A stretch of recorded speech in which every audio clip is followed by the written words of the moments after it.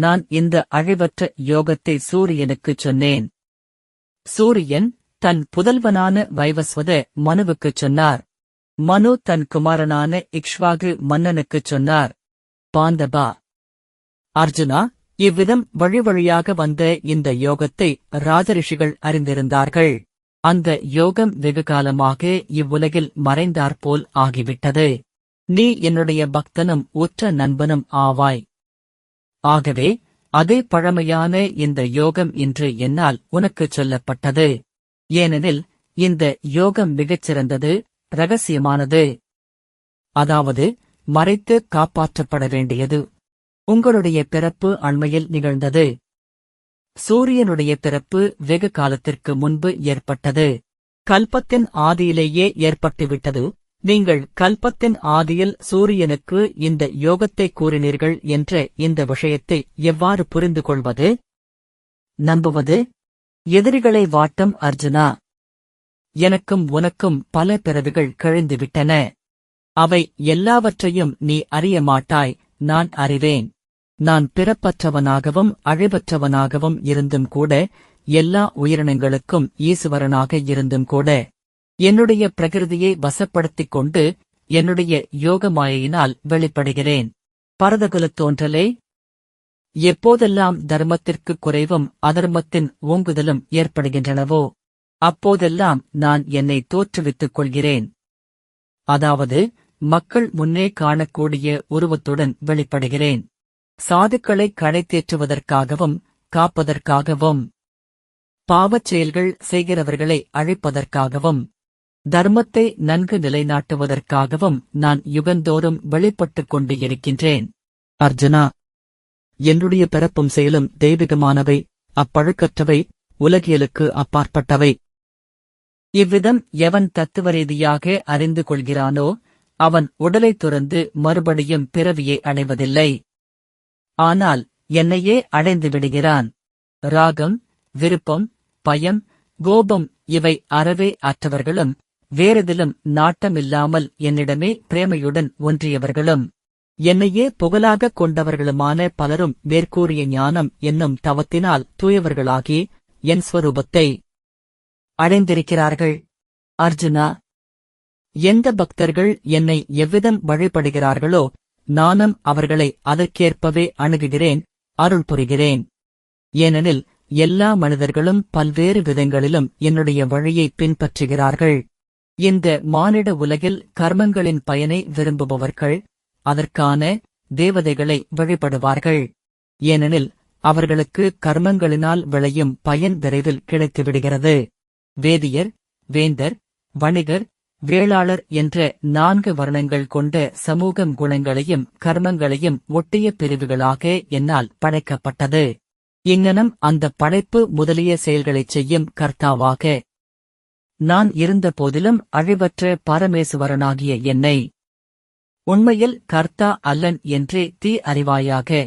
கர்மங்களின் பயன்களில் எனக்கு ஆசை இல்லை, ஆகவே என்னை கர்மங்கள் ஓட்டுவதில்லை. இவ்விதம் எந்த மனிதன் என்னை தத்துவரீதியாக அறிந்து கொள்கிறானோ அவனும் கர்மங்களால் கட்டப்படுவதில்லை. முற்காலத்திலிருந்து மோட்சத்தில் நாட்டமுடையவர்களாலும் இவ்விதம் அறிந்து கர்மம் செய்யப்பட்டது. ஆகவே நீயும் முன்னோர்களால் தொன்று தொட்டுச் செய்யப்பட்டு வருகின்ற கர்மங்களைச் செய்வாயாக. காமம் என்றால் என்ன, அகர்மம் என்றால் என்ன என்று தீர்மானிப்பதில் அறிவாளிகள் கூட திகைக்கிறார்கள். ஆகவே எதை அறிந்து கொண்ட பின்னர் நீ அமங்கலத்திலிருந்து கர்மபந்தங்களிலிருந்து விடுபடுவாயோ அந்த கர்மத்தின் தத்துவத்தை நீ நன்கு உணருமாறு நான் உனக்குச் சொல்லப் போகிறேன். கர்மத்தினுடைய ஸ்வரூபமும் அறியப்பட வேண்டும், மேலும் அகர்மத்தினுடைய ஸ்வரூபமும் அறியப்பட வேண்டும். அவ்விதமே விகர்மத்தின் ஸ்வரூபமும் அறியப்பட வேண்டும்.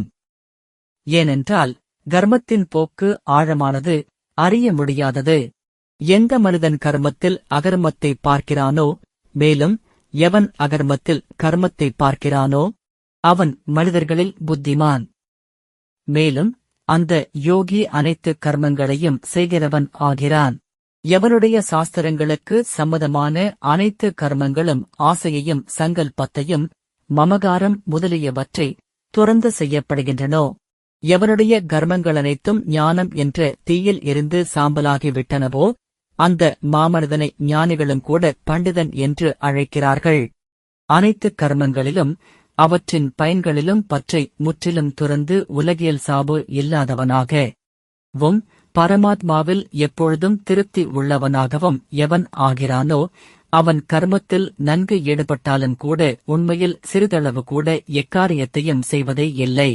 மனம்புலன்கள் அடங்கிய இந்த உடலை வென்று சகல போகப் பொருட்களையும் துறந்து எதையும் விரும்பாமல் இருப்பவன் உடலைப் பேணுவதற்குரிய செயலை மட்டும் செய்து கொண்டிருந்தாலும் கூட பாவத்தை அடைவதில்லை. தான் விரும்பாவிடனும் தானாகவே கிடைத்ததில் எப்பொழுதும் சந்தோஷம் உள்ளவனாகவும் பொறாமை அறவே அற்றவனாகவும் மகிழ்ச்சிதுயரம் முதலிய இரட்டைகளுக்கு முற்றிலும் அப்பாற்பட்டவனாகவும் செய்த காரியம் கைகூடினாலும் கைகூடாவிட்டாலும் சமபாவனையுடன் உள்ள கர்மயோகி கர்மங்களை செய்தாலும் அவற்றினால் கட்டப்படுவதில்லை.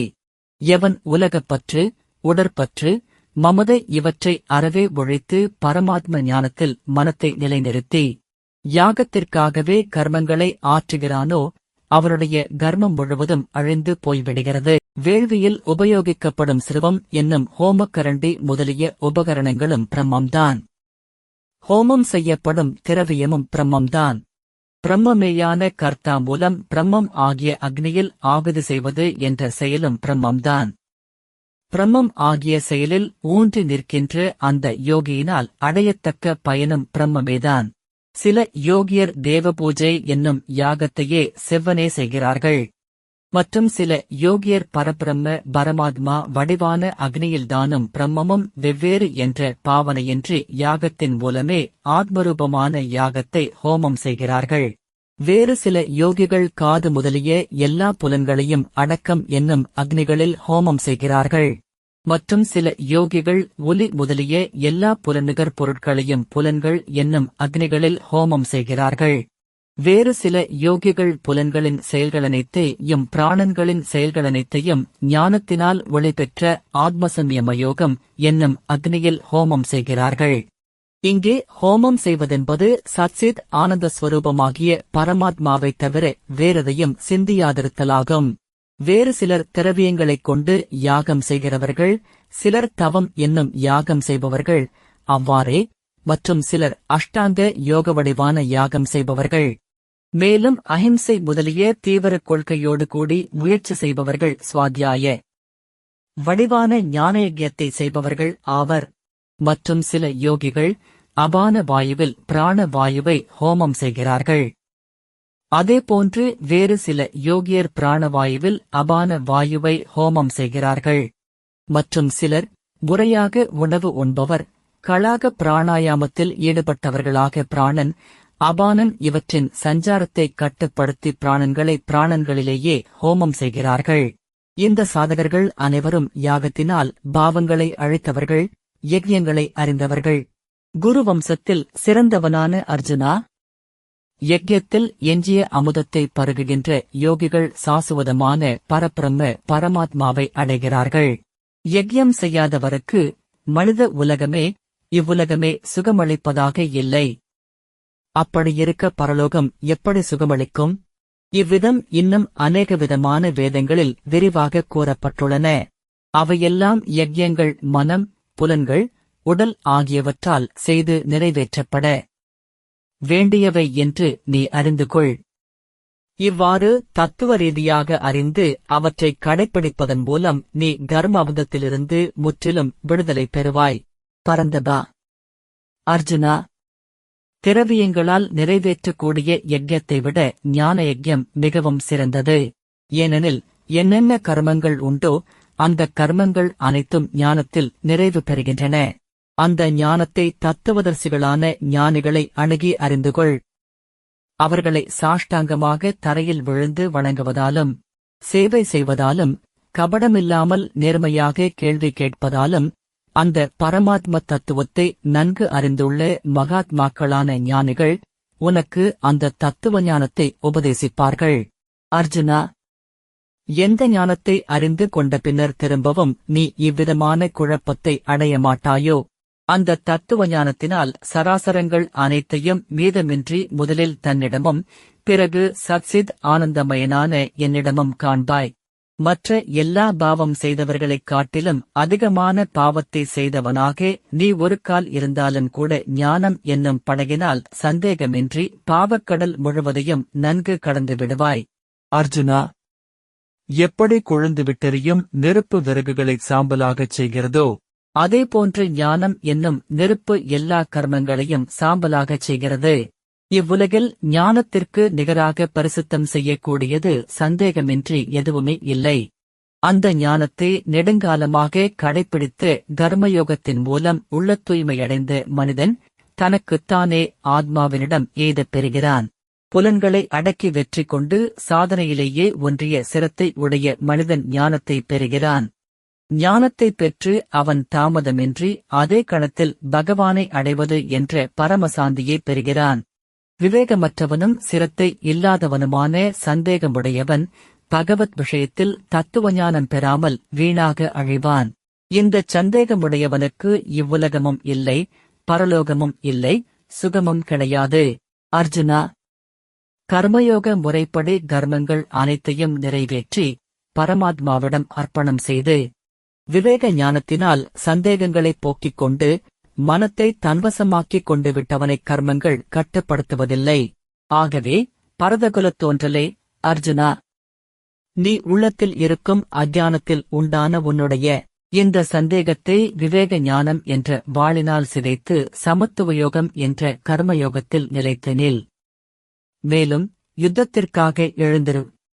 பகவான் ஸ்ரீகிருஷ்ணனுக்கும் அர்ஜுனனுக்கும் இடையே நிகழ்ந்த உரையாடலாகிய ஸ்ரீமத் பகவத்கீதையில் ஞானகர்ம சந்நியாச யோகம் என பெயர் படைத்த 4வது அத்தியாயம் நிறைவுற்றது.